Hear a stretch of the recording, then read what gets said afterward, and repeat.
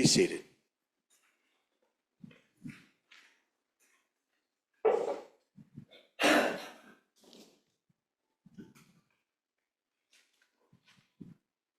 May the words of my mouth and the meditations of our hearts be acceptable in your sight, O God, our strength and our Redeemer.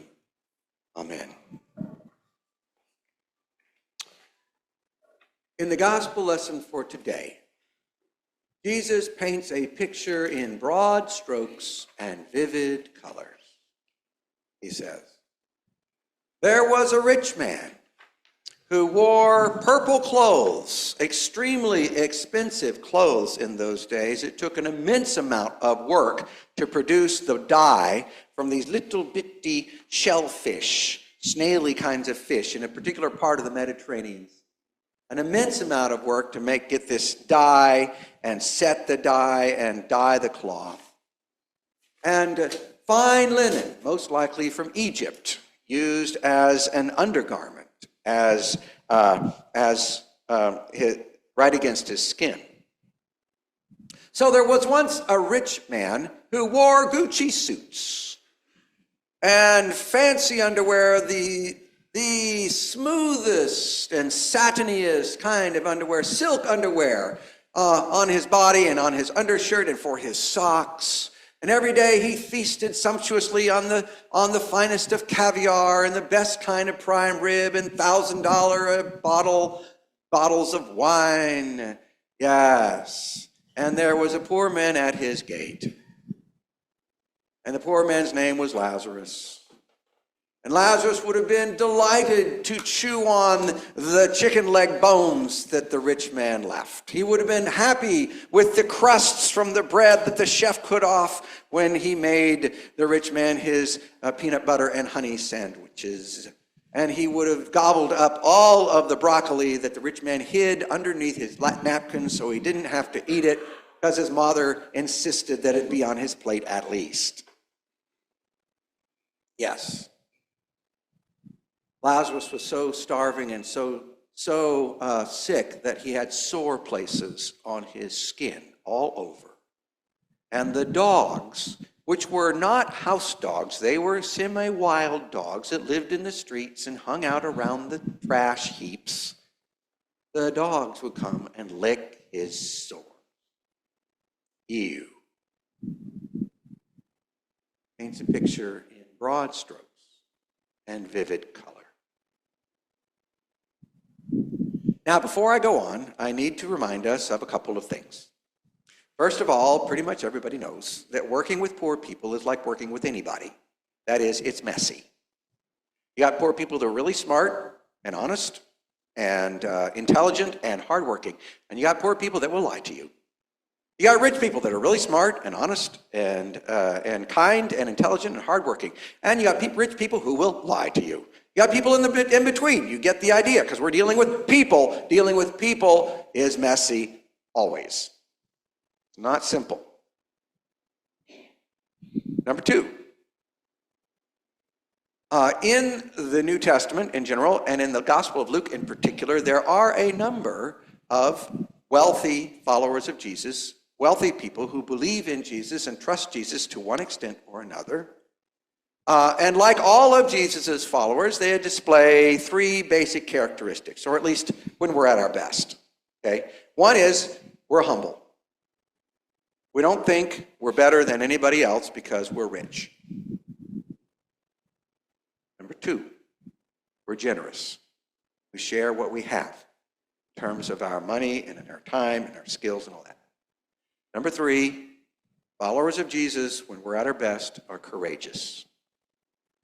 We will risk losing our financial status, our social status, our homes, our safety, our lives, for the sake of the love of God, which Jesus brings to us. The love of God for every person on this planet and every atom of creation.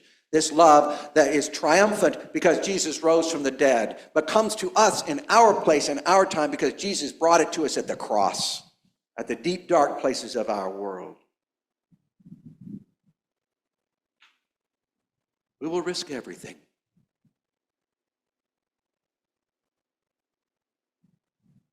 So, for example, The Gospel of Luke, chapter 8. Mary Magdalene, Susanna, and Joanna provide for Jesus and his followers from out of their wealth. And here are these women far away from their husbands who should be looking after them in first century society, but no, they're traipsing after this wandering preacher across the countryside. Also, Joseph of Arimathea, who provides for Jesus a tomb, newly cut out of solid rock, a very expensive piece of real estate. Joseph of Arimathea, who is powerful, a member of the council, and he provides this tomb for Jesus when he is crucified. He is associating himself now with a person who has been executed as a revolutionary, a member of the council when the council itself has brought it about that Jesus was crucified. He's taken a risk there, Joseph. And finally, the centurion, whose servant Jesus heals. The centurion says, "Do not come into my house, Lord, for I am not worthy." He's humble. He has provided the money for the people in his village to build a new synagogue. He is generous. And do you think that his commanding officers are going to be happy with him for asking for help from one of these wandering preachers that has a crowd following after them? You know where rebellions come from? They come from wandering preachers out in the wilderness who have a crowd following after them. Humble, generous, courageous, wealthy followers of Jesus. Okay, having said that, we will go on with our story. Lazarus dies. And guess what? The angels carry him to heaven. This is a shocking turn of events. This is outrageous. This is a plot twist that's downright offensive. Because in Jesus' day, very much like in nowadays, I would say, maybe not so much nowadays, but we'll get to that in a minute.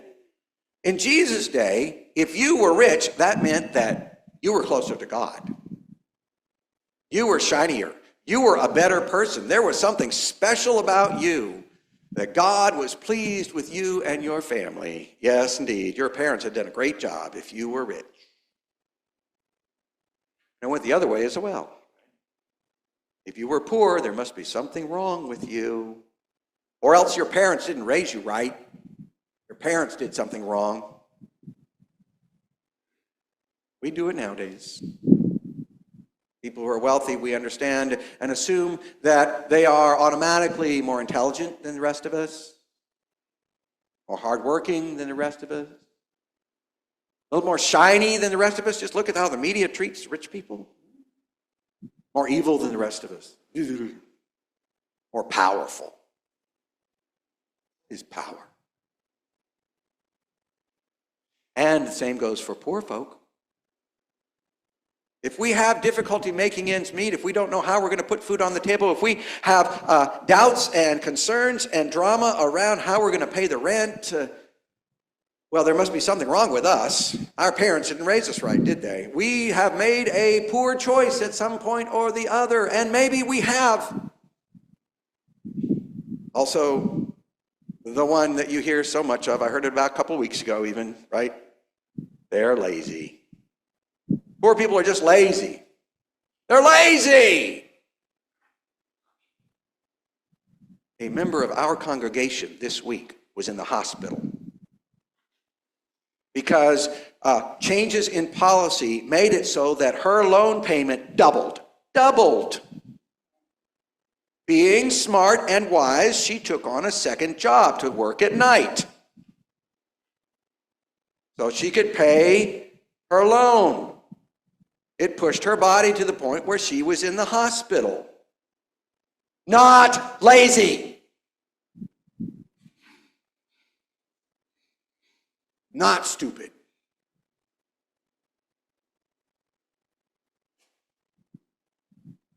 Sure, you got some lazy people who are rich, who are poor, and you got lazy people who are rich. You got people who are not so smart when they're poor. You got people who are not so smart when they're rich. You got lots of people who are lazy and not so smart in between. Yes, and intelligent and hardworking. All the way around. Riddle me this now. Of the 2,781 billionaires in the world, how many can you name? You don't need to call them out. Don't need to call them out. Just I think I can do 5. I think I can. 2 or 3, maybe. How many? Can you name one of them? You can name one of them probably. Okay, very good. Of the 34 million people in the world who are starving to death right now, how many can you name? Let's pull it back. Let's ease it up a little bit. Of the 811 million people in the world who don't get enough to eat, that means the kids are shorter and maybe have brain damage because they don't get enough to eat. How many can we name? Or the 1 in 5 children in Kentucky who are food insecure. That means that they don't know where they're going to get their food next week. How many can we name? We know the names of people who are really rich. People who are poor, do they even exist in our world?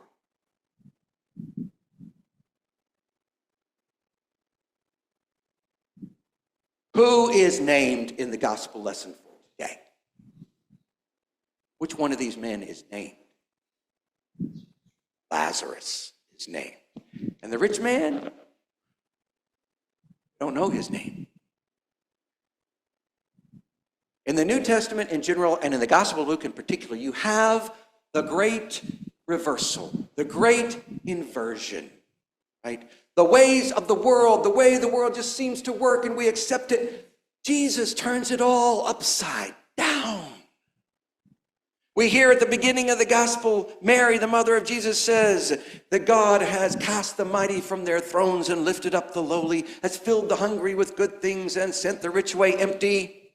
Are you at all surprised at having a mother like that to raise him? Jesus later on says, blessed are you who are poor, and woe to you who are rich. Blessed are you who are hungry now, and woe to you who are full now.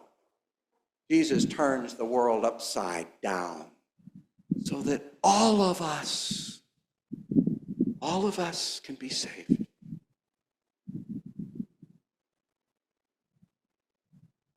Lazarus dies. The angels carry him to heaven. It's a shock. It's a stunner right there. The rich man dies and he is buried. Evidently, he has enough money to be buried. Lazarus obviously doesn't have enough money to be buried.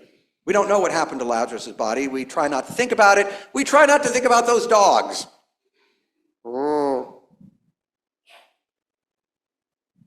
But here Lazarus is in the bosom of Abraham, and where is the rich man?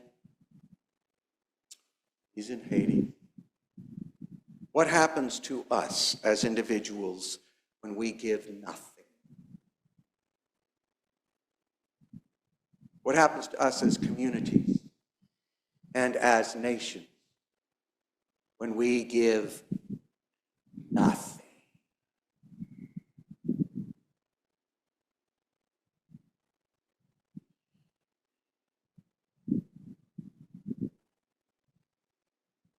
One of these days, I'm going to have to do a Bible study on hell. I don't like talking about hell. Mostly because Jesus doesn't talk about hell that much. Jesus talks a whole lot more about the kingdom of heaven, and I would probably rather do that too. But we have lots of ideas about hell. In this particular gospel lesson for today, I'm not talking about the rest of the Bible, just this particular gospel lesson, Jesus is not especially concerned with how long this person is going to stay in hell or whether he's put himself there or somebody else has put him there. That's not his concern. I think Jesus' concern is to show us this man in hell. And I would suggest for your consideration my own personal speculation that this is the man who has put him in hell. This man, he has put himself in hell, and he has been the one to lay that chasm between himself and God and all the rest of humanity. Look at him. Oh, in life, he was so well off. He didn't have to acknowledge Lazarus' existence. He didn't even have to know that Lazarus existed at all. It was against his, it was not part of what he needed to do. But now in hell, when Lazarus has something that he wants, has something that can do something for him, well, now Lazarus becomes kind of important, doesn't he? Now Lazarus exists. Father Abraham, send Lazarus to dip his finger in the water and cool my tongue. Send Lazarus to warn my family. All he knows about, all he cares about is himself and his family, and the rest of humankind and the creation don't matter. He has walled himself off.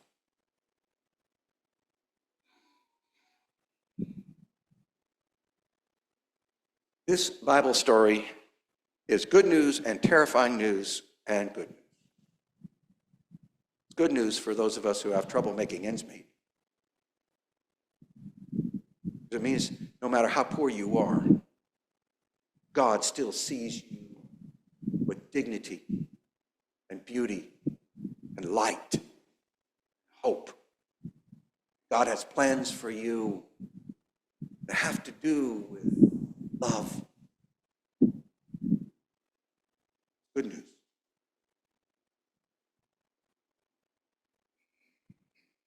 This gospel lesson for today is terrifying news for us who are not in a state of great difficulty financially. It's still good news. It's just terrifying news. It's good news and terrifying news because it's not too late for us. We can rush.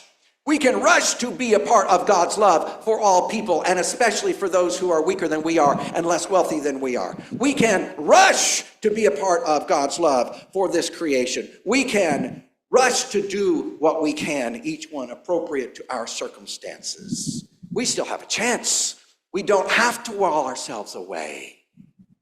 This is good news.